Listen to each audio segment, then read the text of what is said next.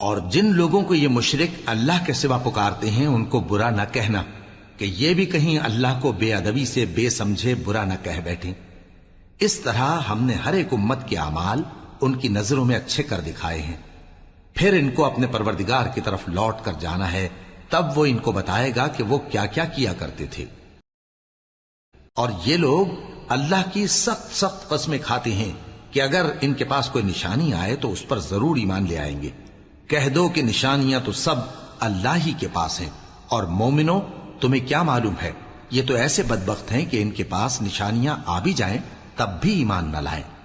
اور ہم ان کے دلوں اور آنکھوں کو الٹ دیں گے، تو جیسے یہ اس قرآن پر پہلی دفعہ ایمان نہیں لائے ویسے پھر نہ لائیں گے، اور ہم ان کو چھوڑ دیں گے کہ اپنی سرکشی میں بہکتے رہیں۔ اور